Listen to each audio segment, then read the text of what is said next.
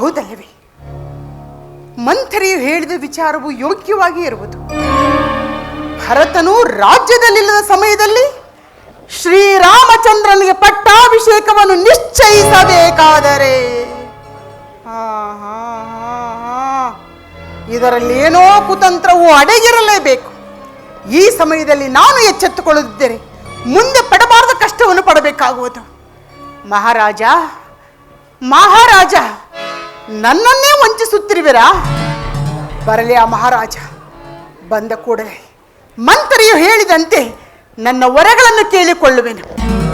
ಬರಲಿ, ಆ ರಾಜನಿಗೆ ತಕ್ಕ ಪಾಠವನ್ನೇ ಕಲಿಸುವೆ.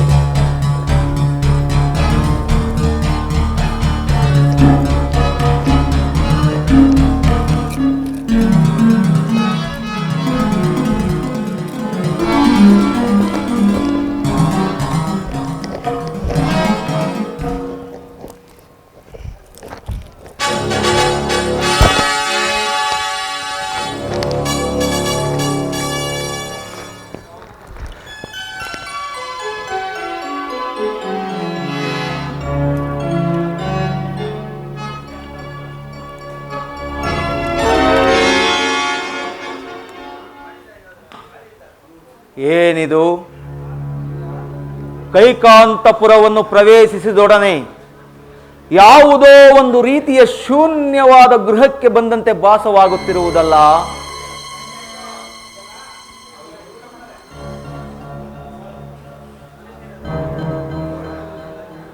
ನಾನು ಬಂದೊಡನೆ ಪ್ರೀತಿ ವಿಶ್ವಾಸಗಳಿಂದ ಮಧುರೋಕ್ತಿಗಳನ್ನಾಡಿ ಉಪಚರಿಸುತ್ತಿದ್ದ ನನ್ನ ಕೈಕಾ ಇಂದು ಕಾಣುತ್ತಿಲ್ಲವಲ್ಲ. ಕೈಕಾ,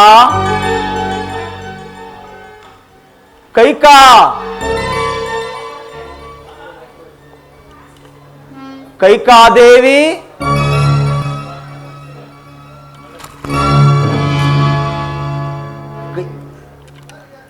ಕೈಕೆಯು ಭೂಶಾಹಿಯಾಗಿರುವಳು.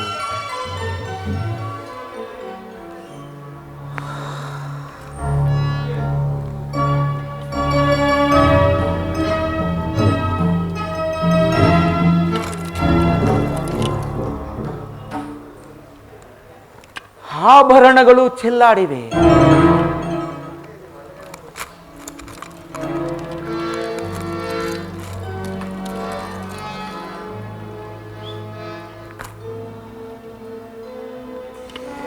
ಕಾರಣವೇನಿರಬಹುದು?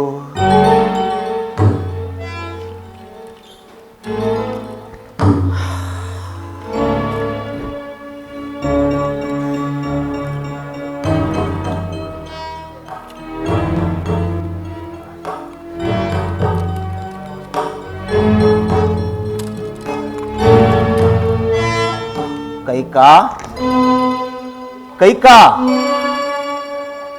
ದೇವಿ, ಶ್ರೀರಾಮಚಂದ್ರನ ಪಟ್ಟಾಭಿಷೇಕದ ಸಡಗರದಲ್ಲಿ ಈ ರೀತಿ ಚಿಂತಾಕ್ರಾಂತಳಾಗಿರಲು ಕಾರಣವೇನು ದೇವಿ? ನನ್ನಿಂದೇನಾದರೂ ಅಪಚಾರವಾಯಿತೆ? ಅಥವಾ ನಿನ್ನ ದಾಸರಿಂದೇನಾದರೂ ವ್ಯತ್ಯಾಸವಾಯಿತೆ? ಮಾತನಾಡು ಕೈಕಾ. ಏಕೆ ಮಾತನಾಡುವುದಿಲ್ಲವೋ?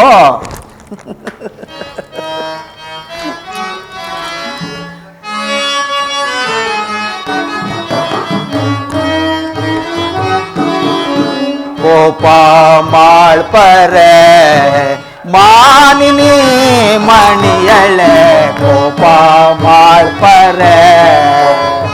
ಕೈಕಾ,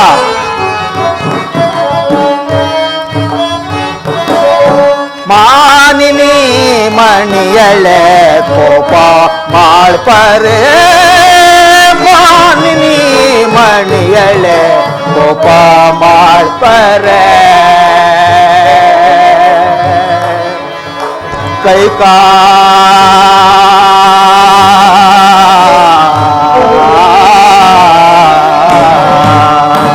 ದೇವಿ,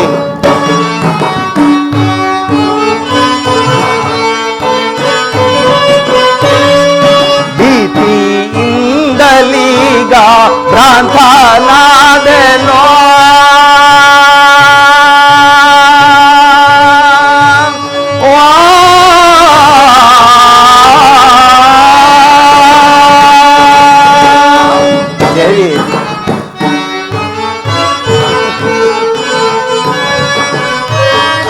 ಪ್ರೀತಿಯಿಂದಲೀಗ ಭ್ರಾಂತನಾದೆನೋ ಕೋಪವೇಕೆ ನಿನಗೆ ಕೈಕ ಕೋಪವೇಕೆ ನಿನಗೆ ಕೋಪವೇಕೆ ನಿನಗೆ ಕೋಪವೇಕೆ ನಿನಗೆ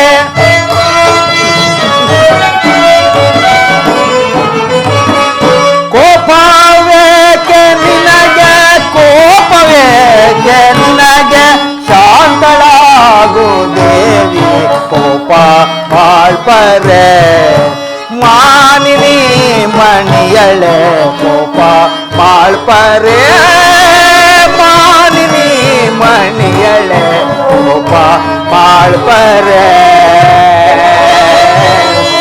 ದೇವಿ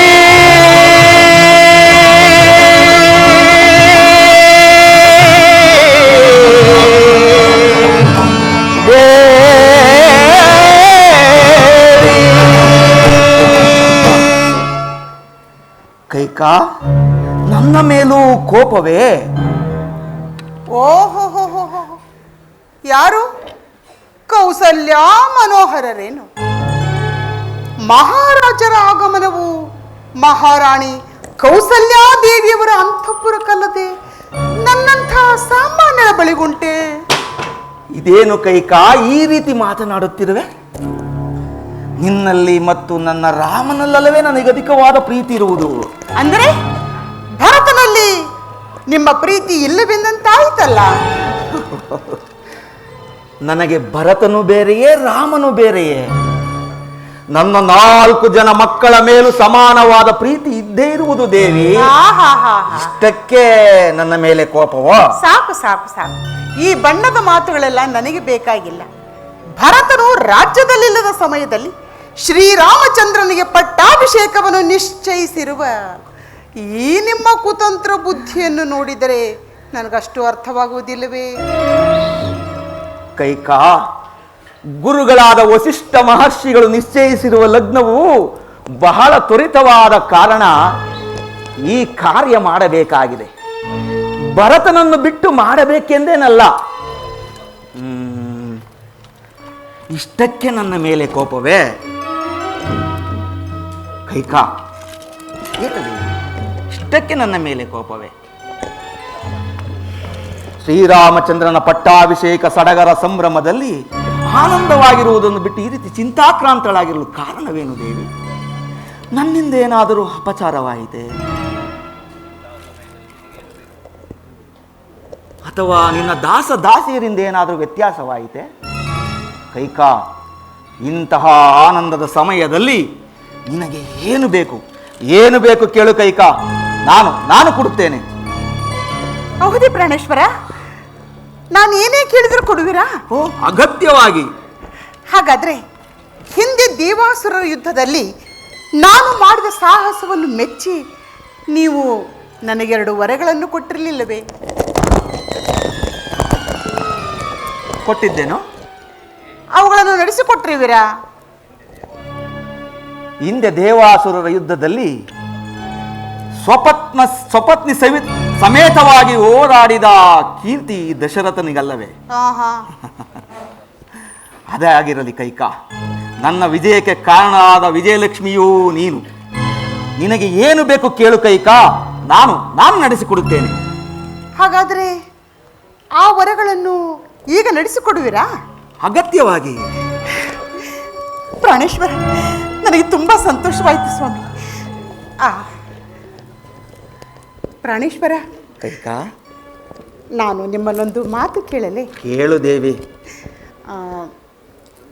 ನಿಮಗೆ ಅತಿಶಯವಾದ ಪ್ರೇಮವು ಯಾರಲ್ಲಿರುವುದು ಹೇಳಿ? ನಿನ್ನ ಮೇಲಲ್ಲವೇ? ಹೌದು ಪ್ರಾಣೇಶ್ವರ, ನನಗೆ ಬಹಳ ಸಂತೋಷವಾಯಿತು ಸ್ವಾಮಿ. ನೀವು ಹೀಗೆ ಹೇಳುವರೆ ಎಂದು ನನಗೆ ಚೆನ್ನಾಗಿ ಗೊತ್ತಿತ್ತು. ಪ್ರಾಣೇಶ್ವರ, ಒಂದು ಸಾರಿ ಯೋಚಿಸಿ ಹೇಳಿ, ನನ್ನನ್ನು ಹೊರತುಪಡಿಸಿ ಬೇರಾರಲ್ಲಿಯೂ ನಿಮ್ಮ ಪ್ರೇಮವಿಲ್ಲವೋ? ಇಲ್ಲ ಕೈಕಾ, ನಿನ್ನ ಮೇಲೆಯೇ ನನಗೆ ಅಧಿಕವಾದ ಪ್ರೀತಿ. ಅದು ಗೊತ್ತು ಸ್ವಾಮಿ. ಇನ್ನೊಂದು ಸಾರಿ ಯೋಚಿಸಿ ಜ್ಞಾಪಿಸಿಕೊಂಡು ಹೇಳಿ ನೋಡೋಣ. ನನ್ನನ್ನು ಬಿಟ್ಟರೆ ರಾಮನ ಮೇಲೆ. ನೋಡಿದ್ರ ನೋಡಿದ್ರ ಆಗಲೇ ಎರಡು ಮಾತು. ಈಗ ತಾನೇ ನಿನ್ನ ಮೇಲೆಯೇ ಪ್ರೇಮವಿರುವುದೆಂದು ಹೇಳಿ ಈಗ ರಾಮನ ಮೇಲೆ ಎಂದು ಹೇಳುತ್ತಿರುವಿರಲ್ಲ, ಈ ಎರಡು ಬಗೆಯಾಗಿ ಮಾತನಾಡುವವರನ್ನು ನಂಬುವುದು ಹೇಗೆ? ಕೈಕಾ, ರಾಮನ ಮೇಲಿರುವ ಪ್ರೀತಿಯೇ ಬೇರೆ, ನಿನ್ನ ಮೇಲಿರುವ ಪ್ರೀತಿಯೇ ಬೇರೆ. ಅಯ್ಯೋ, ಅದು ಹೇಗೆ ಬೇರೆ ಬೇರೆ? ರಾಮನ ಮೇಲಿರುವುದು ಪುತ್ರ ಪ್ರೇಮ, ನಿನ್ನ ಮೇಲಿರುವುದು ಕೈಕಾ ಭಕ್ತಿ ಪ್ರೇಮವಲ್ಲವೇ? ಅಲ್ಲವೇ? ಮತ್ತೆ ಎಲ್ಲವೂ ಪ್ರೇಮವೇ, ಬೇರೆ ಬೇರೆ ಬೇರೆ ರೀತಿ. ಇರಲಿ ಬಿಡಿ ಪ್ರಾಣೇಶ್ವರ. ಹಾಗೆ ಆ ನಿಮ್ಮ ಪ್ರಿಯ ಪುತ್ರನಾದ ಶ್ರೀರಾಮಚಂದ್ರನ ಮೇಲೆ ನೀವು ಪ್ರಮಾಣ ಮಾಡಿ ನನಗೆ ಭಾಷೆಯನ್ನು ಕೊಟ್ಟರೆ ನಾನು ನನ್ನ ವರಗಳನ್ನು ಕೇಳಿಕೊಳ್ಳುವೆ. ಕೈಕಾ, ಪ್ರಾಣೇಶ್ವರ, ದೀಕ್ಷಾಬದ್ಧನಾಗಿ ಕುಳಿತಿರುವ ರಾಮಚಂದ್ರನ ಮೇಲೆ ಆಣೆ ಪ್ರಮಾಣ ಬೇಡ. ನಿನ್ನ ಆಸೆ ಏನಿದ್ದರೂ ಕೇಳುತ್ತೀವಿ, ನಿನ್ನ ಆಸೆ ಏನಿದ್ದರೂ ಕೇಳು. ಎಷ್ಟೇ ಕಷ್ಟ ಸಾಧ್ಯವಾದರೂ ಸರಿ, ನಾನು ನಡೆಸಿಕೊಡುತ್ತೇನೆ.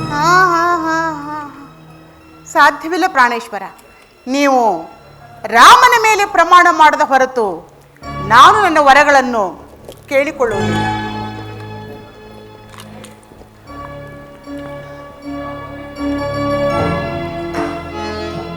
ಏನಿದು? ಎಂದು ನನ್ನ ಮಾತಿಗೆ ವಿರೋಧವನ್ನಾಡದ ನನ್ನ ಕೈಕಾ ಇಂದು ಈ ರೀತಿ ಮಾತನಾಡುತ್ತಿರುವಳಲ್ಲ. ಇರಲಿ, ನುಡಿದಂತೆ ನಡೆಯುವ ಸತ್ಯಶೀಲನು ಯಾವ ಆಣೆ ಪ್ರಮಾಣ ಮಾಡಿದರೇನಂತೆ?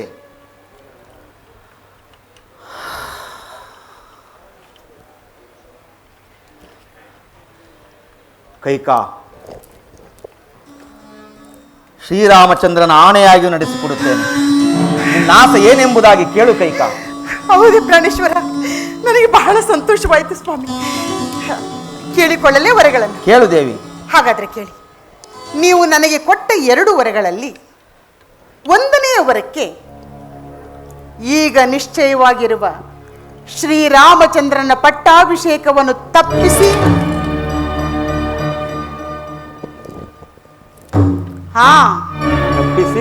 ತಪ್ಪಿಸಿ ನನ್ನ ಮಗನಾದ ಭರತನಿಗೆ ಕೋಸಲ ರಾಜ್ಯದ ಪಟ್ಟಾಭಿಷೇಕವಾಗಬೇಕು.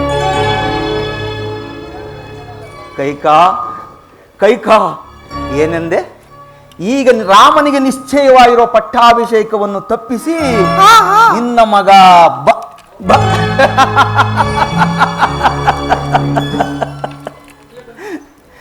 ಭರತನಿಗೆ ಕಟ್ಟಬೇಕೆ? ಹೌದು ಪ್ರಾಣೇಶ್ವರ. ಬಹಳ ಚೆನ್ನಾಗಿದೆ ಈ ನಿನ್ನ ವಿನೋದ ಪ್ರಸಂಗ, ಬಹಳ ಚೆನ್ನಾಗಿದೆ.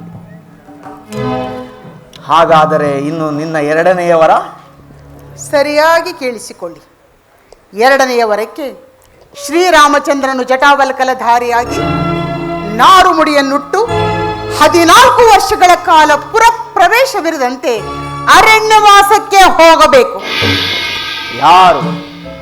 ಯಾರು ಮಾತನಾಡುತ್ತಿರುವುದು? ನನ್ನ ಮೋಹದರಸಿ ಕೈಕೆಯೇ ಅಲ್ಲವೇ? ಸೂರ್ಯ ವಂಶದ ವಿಖ್ಯಾತ ಚಕ್ರವರ್ತಿ ದಶರಥ ಸಾರ್ವಭೌಮನ ಧರ್ಮ ಪತ್ನಿಯೇ? ಅನುಮಾನವೇ? ಅಲ್ಲ ಅಲ್ಲ, ಅವಳಂತೆಯೇ ವೇಷ ಧರಿಸಿಕೊಂಡು ಬಂದು ನಿಂತಿರುವ ಯಾವುದೋ ಭೂತವೆಂದು ತೋರುತ್ತಿರುವುದು. ಪ್ರಾಣೇಶ್ವರ, ನನ್ನ ರಾಮನನ್ನು ಅಷ್ಟೊಂದು ಪ್ರೀತಿಸುತ್ತಿದ್ದ ನನ್ನ ಕೈಕಾ ಇಂದು ಅವನಿಗೆ ವನವಾಸವನ್ನು ಯಾಚಿಸುವಳೆಂದರೆ ಸೂರ್ಯ ಚಂದ್ರರು ತಮ್ಮ ತಮ್ಮ ದಿಕ್ಕುಗಳನ್ನು ಬದಲಿಸಿದಂತೆಯೇ ಸರಿ. ಇಲ್ಲ ಇಲ್ಲ ಇಲ್ಲ ಇಲ್ಲ ಇಲ್ಲ ಇಲ್ಲ ಇಲ್ಲ ಇಲ್ಲ ನನ್ನ ಕೈಕಾ ಹಾಗೆ ಮಾಡತಕ್ಕವಳಲ್ಲ. ಕೈಕಾ, ಪ್ರಾಣೇಶ್ವರ, ಚಿತ್ತಭ್ರಮಣೆಯಿಂದ ಮನಸ್ಸು ದಿಕ್ಕೆಟ್ಟು ಸ್ಥಳಪಲ್ಲಟವಾಗಿ ಈ ರೀತಿ ಮಾತನಾಡುತ್ತಿರುವೆ.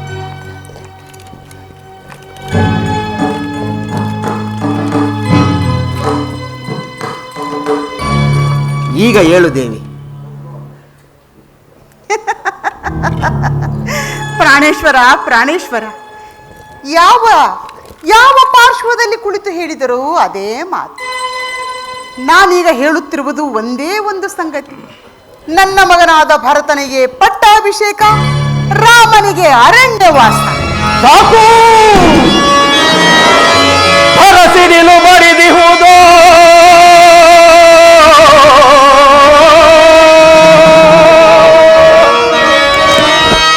ಕಾರ್ಮೋಡ ಕವಿದಿಹುದು.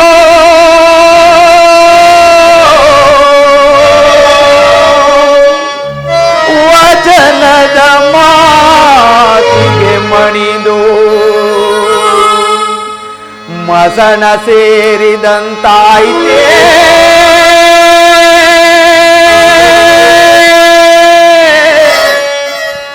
ರಾಮ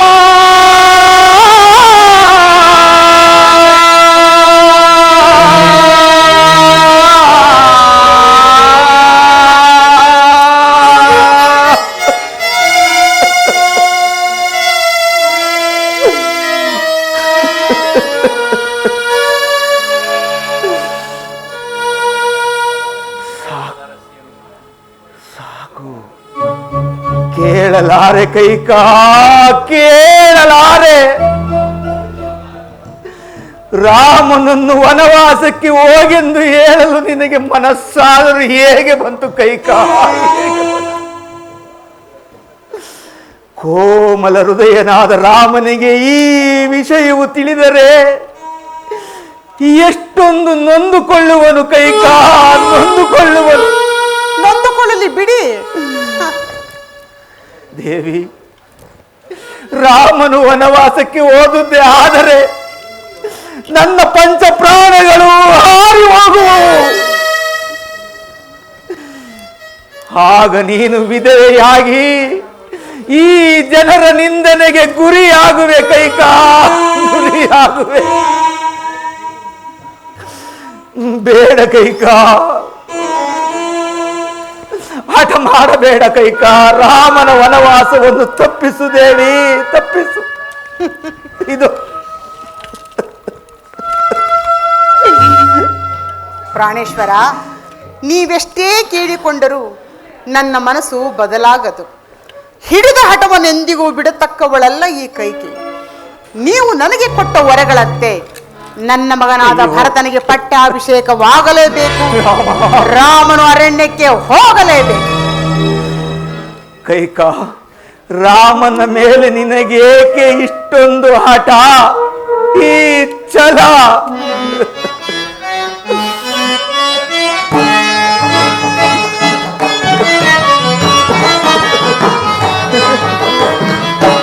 ಛಲವೋ ರಾಮನೊಳು ಬೇಡ, ಲಲನೆ ದಯದಿಂದ ನೋಡ. ದೇವಿ,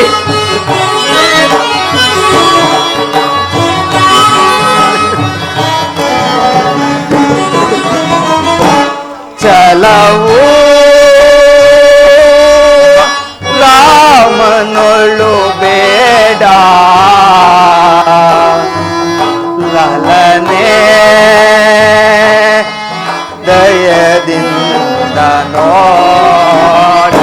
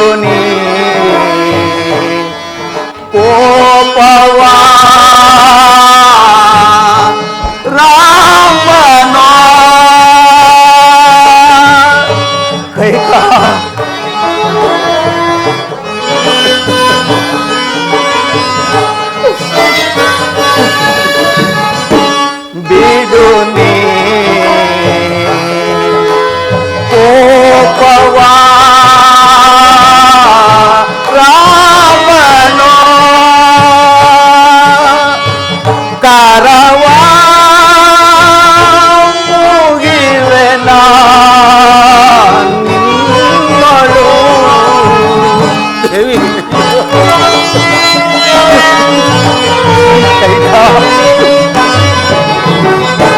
ಕರವಾ ಮುಗಿವೆನ ನಿನ್ನಳು ಚಲವು ರಾಮನೊಳು ಬೇಡ ಲಲನೆ ದಯದಿಂದ ನೋಡ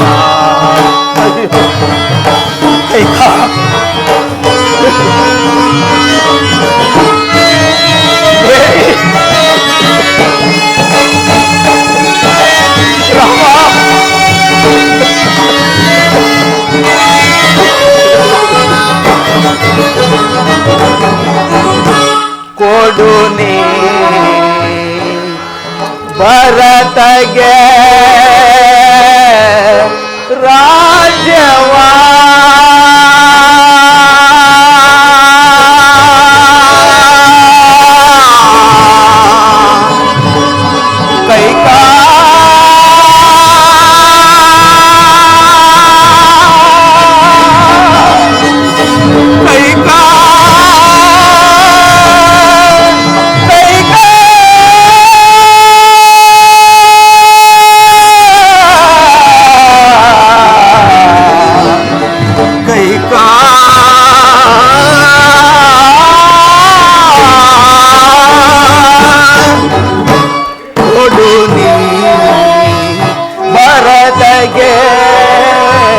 ರಾಜ್ಯವಾ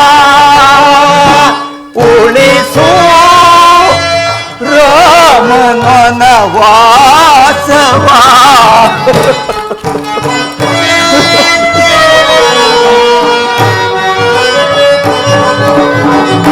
ಉಳಿಸು ರಾಮನ ವಾಸವಾ ಚಲವು ರಾಮನೊಳು ಬೇಡ ಲಲನೆ